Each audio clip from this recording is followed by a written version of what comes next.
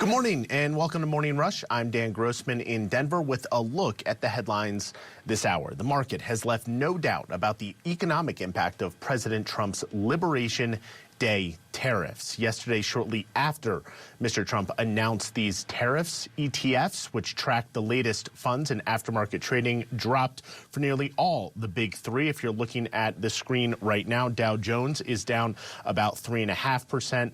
We're also looking at the NASDAQ and the S&P 500, which both dipped as well. Now, despite this shocking number from Wall Street, Mr. Trump expects these tariffs to bring about the best for the American economy, saying in his announcement yesterday that it might bring on a golden age for the American people. Take a listen. Jobs and factories will come roaring back into our country, and you see it happening already. We will supercharge our domestic industrial base. We will pry open foreign markets and break down foreign trade barriers. And ultimately, more production at home will mean stronger competition and lower prices for consumers. This will be indeed the golden age of America. It's coming back, and we're going to come back very strongly. Scripps News' Deputy Political Director Joe St. George. Joe joins me now from Capitol Hill with more on the reaction. Joe, we know that the markets were going to react this way to a degree, maybe not to this extent, but what else are you hearing from Capitol Hill?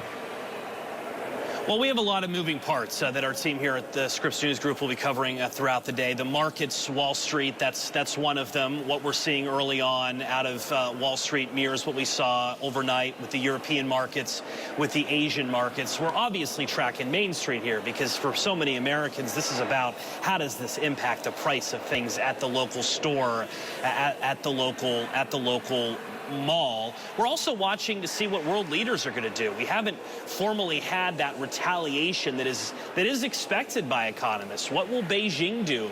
What economic penalties may American products soon face?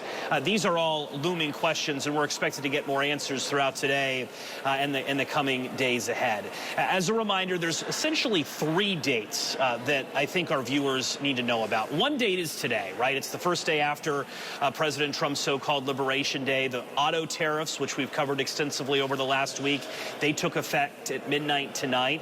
So a foreign car now facing that 25% tariff. Notable for a family who's already struggling to buy automobiles in this country. There's still, before today, sticker shock at the price of cars these days. Some economists have said these tariffs could result in a $10,000 price hike, or depending on the make and model, even more potentially. So day one is today, automobiles.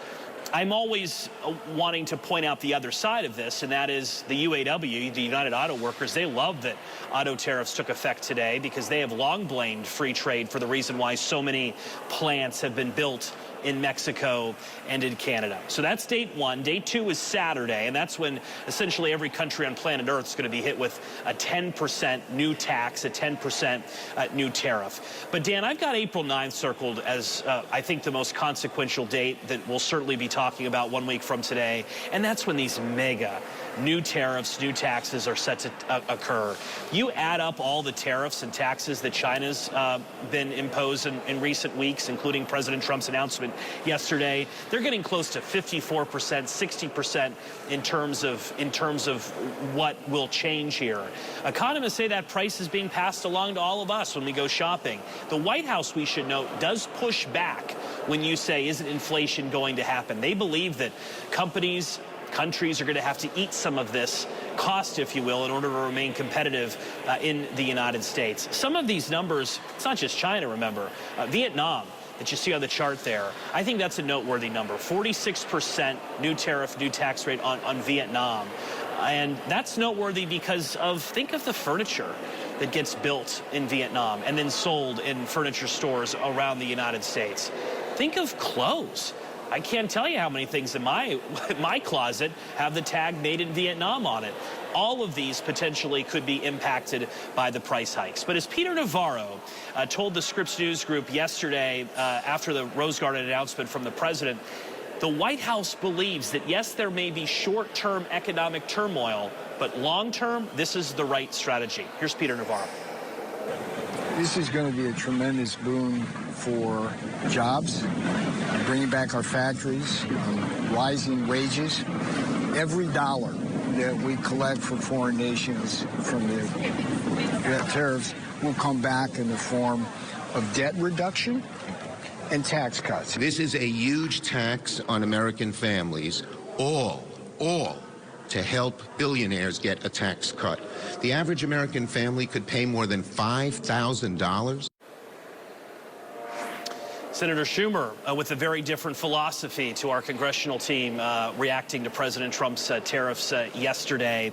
I'm just reading some quotes from world leaders around the world, Dan. The Prime Minister of Japan has called this regrettable. The Prime Minister of Australia has said this is totally unwarranted. American allies in Europe are reacting similarly. This is what the European Union, the European Commission has said in recent hours about President Trump's actions. Take a listen from what happened across the Atlantic while many Americans were sleeping. President Trump's announcement of universal tariffs on the whole world, including the European Union, is a major blow to the world economy. I deeply regret this choice. Let's be clear-eyed about the immense consequences. The global economy will massively suffer. President Trump this morning referring to what he did yesterday, his so-called Liberation Day, as being, quote, an operation. On Truth Social, the president writing, quote, the operation is over, the patient livid and is healing. The prognosis is that the patient will be far stronger, bigger, better, and more resilient than ever before. We'll continue to watch the markets, Dan Grossman, all day. We'll continue to watch global capitals for possible retaliation. This story continues to evolve, and it will over the coming days and weeks. Yeah, Joe, I have one more follow-up question for you. We know Secretary of State Marco Rubio is in Brussels for a two-day meeting with NATO foreign ministers. Easy to think, judging by some of the quotes that you were just talking about, that he's getting an earful today. Well, no doubt, right? I mean, NATO's known more for military, and no doubt Ukraine, I think, is probably the reason they're gathering. But you just can't talk about anything globally or internationally today without talking about this change. One of the most seismic shifts in global trade policies post-World War II. You really have to go back now to President McKinley to find a president who loves tariffs to the likes of President Trump. J.P. Morgan in recent days, Dan, they've revised their recession forecast, raising it up a bit, that one could happen as a direct result of all of this. J.P. Morgan this morning calling all of these tariffs, remember, tariffs are taxes, the largest tax increase since 1968. More to come.